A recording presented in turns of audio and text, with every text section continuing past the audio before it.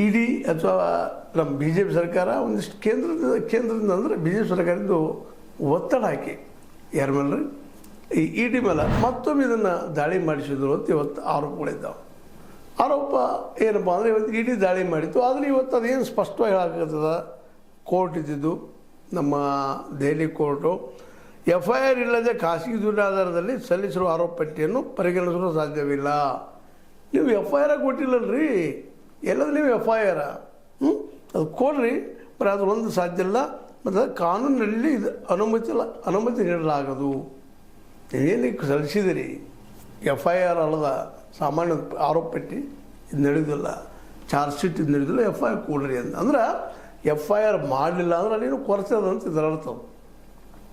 ಅದಕ್ಕೆ ಕೋರ್ಟ್ ಇದು ರಿಜೆಕ್ಟ್ ಮಾಡೋದ್ರಿಂದಾಗಿ ಸಹಜವಾಗಿ ಇದನ್ನು ಮತ್ತೆ ಕಾಂಗ್ರೆಸ್ಗೆ ಬಲ ಸಿಕ್ಕಂಗೆ ಆಗಿದೆ.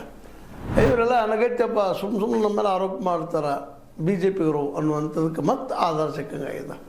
ಮತ್ತು ಇಲ್ಲಿವರೆಗೂ ಇಡೀ CBI ಇನ್ನುಳಿದ ಎಲ್ಲ ಸಂಸ್ಥೆಗಳ ಬಗ್ಗೆ ನಾವು ಅಭ್ಯಾಸ ಮಾಡಿದಾಗ ಅದ್ರ ಬಗ್ಗೆ ತಿಳ್ಕೊಂಡಾಗ ಈ ಕಳೆದ 11 ವರ್ಷಗಳಿಂದ ಸಾಕಷ್ಟು ಆರೋಪಗಳಿಂದ ತಾವು ಮಾಡಿದ್ರು, ಯಶಸ್ವಿ ಆಗಲಿಲ್ಲ.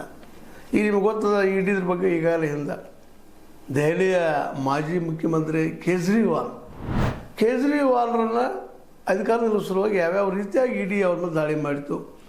1000 ಕೋಟಿ ರೂಪಾಯಿ ತಿಂದಿದ್ದಾರೆ, 50,000 ರೂಪಾಯಿ ಕೋಟಿ ತಿಂದಿದ್ದಾರೆ, 500 ಕೋಟಿ ತಿಂದಿದ್ದಾರೆ, 50 ಕೋಟಿ ತಿಂದಿದ್ದಾರೆ, ಹಂಗೆ ಆರೋಪ ಮಾಡಿದ್ದು ಭ್ರಷ್ಟಾಚಾರ ಬಗ್ಗೆ. ಅದು ಇಲ್ಲಿವರೆಗೆ ಒಂದು ಪೈಸಾ ಸಿಗಲಿಲ್ಲ ಅವ್ರದ್ದು, ಕೇಜ್ರಿವಾಲ್ ಅವ್ರದ್ದು.